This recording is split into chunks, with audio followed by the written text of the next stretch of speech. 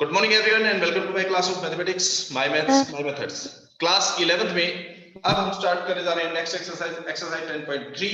इसमें हमारे पास है general equation of a line. इससे पहले हमने लाइन की डिफरेंट फॉर्म्स पढ़ी। कौन कौन सी थी? 2 point form, point slope form, slope intercept form, intercept form and normal form. ये 4-5 फॉर्म्स हमने पढ़ी। आज हम पढ़ रहे हैं general equation of a line. General equation of a line ax plus by plus c is equals to 0, जो आप 10th क्लास में पढ़ते आए हैं। पेयर ऑफ लीनियर इक्वेशन आपने पढ़ी, उसमें ax plus by plus c equals to 0 ये एक इक्वेशन थी। पेयर होता था तो a1x plus b1y plus c1 equals to 0, a2x plus b2y plus c2 equal to 0 ये पढ़ते थे। That is the general equation of a line. यहां कैपिटल में मिल जाएंगे, बस इससे ज्यादा कुछ नहीं है। ax plus by plus c is equal to 0। This is the general equation of line. अब इस एक्सरसाइज में हम क्या करेंगे, एक फॉर्म को दूसरी फॉर्म में कन्वर्ट करना। जनरल फॉर्म को नॉर्मल फॉर्म में कैसे कन्वर्ट करेंगे, जनरल फॉर्म को स्लोप इंटरसेप्ट फॉर्म में, जनरल फॉर्म को इंटरसेप्ट फॉर्म में कैसे चेंज करेंगे, स्लोप इंटरसेप्ट फॉर्म में कैसे चेंज करेंगे। उसके लिए हमें डिफरेंट फॉर्म्स पता होनी चाहिए कौन सी फॉर्म है। जैसे पूछा जाता है जनरल फॉर्म में, इसको स्लोप इंटरसेप्ट फॉर्म में कन्वर्ट कीजिए। इस इक्वेशन क्या होगा, हमें स्लोप इंटरसेप्ट फॉर्म पता होनी चाहिए। क्या होती है, y equals to mx plus c in this form. This is the form which is slope intercept form. Means y का कोफिशिएंट हमारे पास 1 रहना चाहिए। राइट साइड में x का कोई कोफिशिएंट हो सकता है और कोई कांस्टेंट हो सकती है। ठीक है, this is the slope intercept form. अगर कहा जाता है जनरल फॉर्म है, उसको इंटरसेप्ट फॉर्म में चेंज करना है। Means x upon a plus y upon b equals to 1, ये फॉर्म है। इस फॉर्म में कन्वर्ट करना है। इंटरसेप्ट फॉर्म में हमेशा याद रखना, राइट साइड इक्वल्स टू हमेशा 1 होगा, पॉजिटिव 1 होगा। ठीक है, लेफ्ट साइड में ये चीज हमेशा पॉजिटिव होनी चाहिए। अगर यह माइनस आता है तो उस माइनस को हम यहां लेके जाएंगे b के साथ। ठीक है, x का जो भी कोएफिशिएंट है वो डिनोमिनेटर में रहेगा, सिर्फ न्यूमरेटर में कोई कोएफिशिएंट नहीं। न्यूमरेटर में 1, डिनोमिनेटर में आएगा जो भी कोएफिशिएंट है। सिमिलरली y के साथ जो भी कोएफिशिएंट है डिनोमिनेटर में रहेगा, न्यूमरेटर में कुछ नहीं होगा। This form is the intercept form of line. ठीक है, और नॉर्मल फॉर्म क्या आपकी, x cos alpha plus y sin alpha is equals to p. This is the normal form of equation of line. ठीक है, नॉर्मल फॉर्म में कैसे convert करेंगे, हम कांस्टेंट को हमेशा राइट साइड रखेंगे। राइट साइड में p है ना, p is distance of line from origin, perpendicular distance, length of normal, p is length of normal। ठीक है, तो जो कांस्टेंट है उसको हम राइट साइड रखेंगे, पॉजिटिव रखेंगे। ठीक है, कंपल्सरी है, राइट साइड रखेंगे, पॉजिटिव रखेंगे। उसके बाद हम कोएफिशिएंट ऑफ x और कोएफिशिएंट ऑफ y के स्क्वायर का root a square plus b square under the root ac से डिवाइड करेंगे बोथ साइड, तब जो इक्वेशन बनेगी वो हमारे पास नॉर्मल फॉर्म होगी। यहां c के डिवाइड में a square plus b square under the root बनेगा, that will be the normal form. वो जो लेंथ है वो परपेंडिकुलर डिस्टेंस फ्रॉम ओरिजिन होगी, उसकी डिस्टेंस फ्रॉम ओरिजिन बनेगी। तो ये हमारे पास डिफरेंट फॉर्म्स होंगी, इनका इंटर कन्वर्जन, एक फॉर्म को दूसरी फॉर्म में कन्वर्ट करना, उसको उसमें, इसको उसमें, इस तरह से इंटर कन्वर्जन आएगी इसमें। First question of exercise 10.3 is reduce the following equation into the slope intercept form. Find their slopes and y-intercept. X plus 7y is equals to 0. This is the equation. इसको हमने slope intercept form में convert करना, reduce करना है, और फिर इसका slope क्या है और y इंटरसेप्ट क्या है, वो दोनों चीज बतानी। स्लोप इंटरसेप्ट फॉर्म याद रहे, y equals to mx plus c, ये फॉर्म है। इस इक्वेशन को हमें स्लोप इंटरसेप्ट फॉर्म में लेके आना है। तो क्या करेंगे, y के कोएफिशिएंट को 1 बनाना और लेफ्ट साइड बनाना है, बाकी चीजें right side. So taking this x on the right side, we find 7y equals to minus of x. Then divide by 7, y equals to minus of 1 by 7x. Constant साथ में कुछ नहीं है तो 0 लिख लेते हैं। So compare it with, this is the slope intercept form, this is the required slope intercept form. अब इसको कंपेयर करते हैं, compare with the slope intercept form, y equals to mx plus c. So we find what is the slope, slope is minus 1 upon 7, and what is the y intercept c which is 0. y intercept को इस form में c से denote किया जाता है. So this is 0. This is the slope intercept form of the given line with the slope is -1/7 and y intercept as 0. ये बन जाएगा इसमें कन्वर्जन. सिमिलरली इसका सेकंड पार्ट होगा. सेकंड पार्ट में क्या है? 6x plus 3y minus 5 equals to 0. 6x plus 3y minus 5 equals to 0. Slope intercept form में कन्वर्ट करने के लिए y को लेफ्ट साइड रखेंगे, बाकी सारी चीजें राइट साइड जाएंगी. So it is 3y equals to minus 6x plus 5.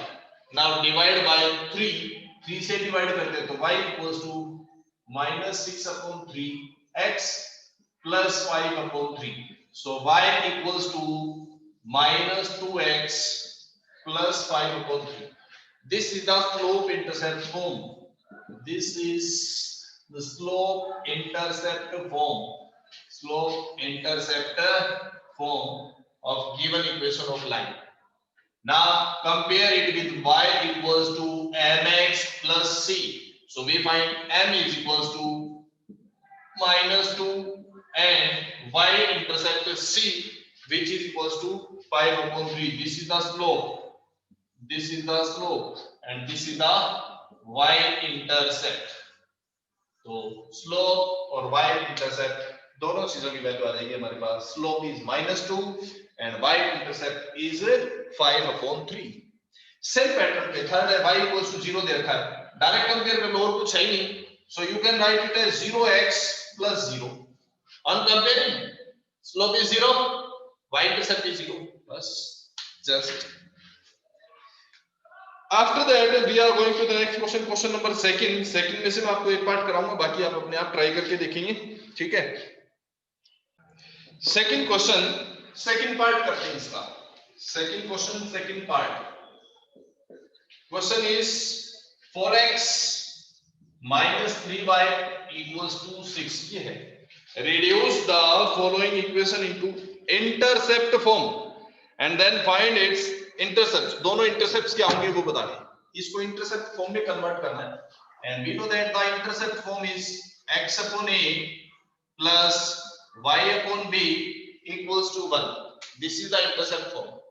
तो given equation को हमें intercept form में convert करना है. क्योंकि उसके लिए x इंटरसेप्ट क्या है और y इंटरसेप्ट क्या है वो दोनों बताने हैं. इंटरसेप्ट फॉर्म के लिए याद रहे राइट साइड हमेशा आपके पास 1 होनी चाहिए. To make the right side 1, divide the equation by 6. Divide the complete equation by 6. Divide by 6. On dividing by 6 we get 4 upon 6x, 3 upon 6y, 6 upon 6 is 1. Right side पर लेंगे. इसके बाद x का जो कोएफिशिएंट है numerator में 1 रहना चाहिए, कुछ नहीं. पहले इसको कैंसिल कर लेते हैं. It is cancel with 2 and 3. It is 1 and 2. अब न्यूमरेटर में इसका कोएफिशिएंट 1 होना चाहिए, कुछ भी नहीं होना चाहिए. It is 2x upon 3. यही है ना? तो इसको 1 बनाने के लिए मैं 2 से डिनोमिनेटर को मल्टीप्लाई करता हूं 2 से numerator. Divide by 2 and numerator and denominator दोनों को कर दिया. So this 2 will get cancelled out. So we got x upon 3/2. यहाँ माइनस है, माइनस को हम हमेशा क्या करेंगे? डिवाइड में ले जाएंगे 2 के साथ. यहाँ क्या बचेगा? 1y. 1y हो गया equals to 1. Now compare it with x upon a. This is a plus y upon b. b is -2 equals to 1. This is the intercept form of the line. Means अगर आपके पास कोई coefficient इस तरह से बनता है तो आप ऐसे नहीं 2x upon 3 कर दोगे और इसका इंटरसेप्ट आप 3 बताओगे. नहीं, इस 2 को आपको नीचे ले जाना पड़ेगा. न्यूमरेटर में है तो आप डायरेक्ट करना चाहो तो 2 को डिवाइड के भी डिवाइड में चला जाएगा. ऐसे कर दो. या फिर जो मैंने बताया, अगर वो प्रोसेस नहीं है तब न्यूमरेटर को भी 2 से डिवाइड और डिनोमिनेटर को भी. ये कैंसिल हो जाएगा.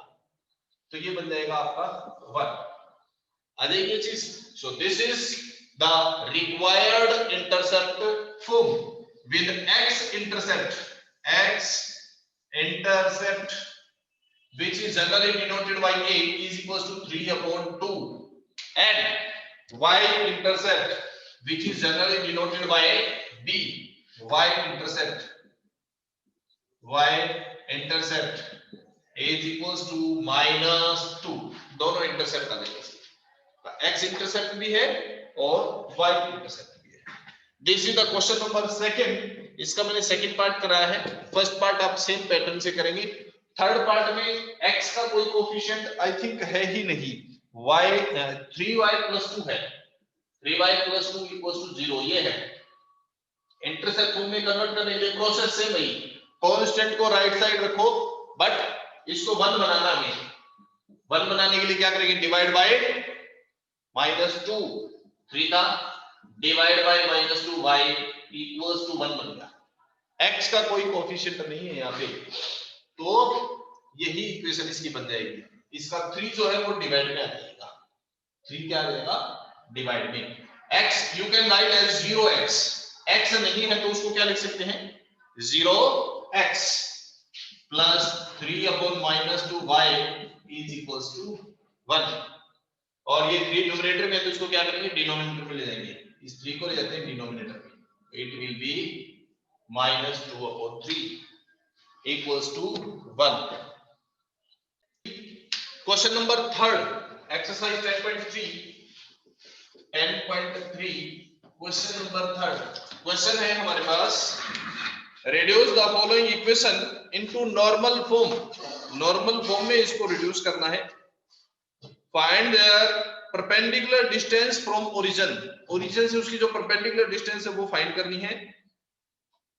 and angle between perpendicular and the positive x axis, perpendicular और positive x axis के बीच एंगल निकालना है। तो what is the given line? Given line is x minus √3y plus 8 = 0. This is the given line.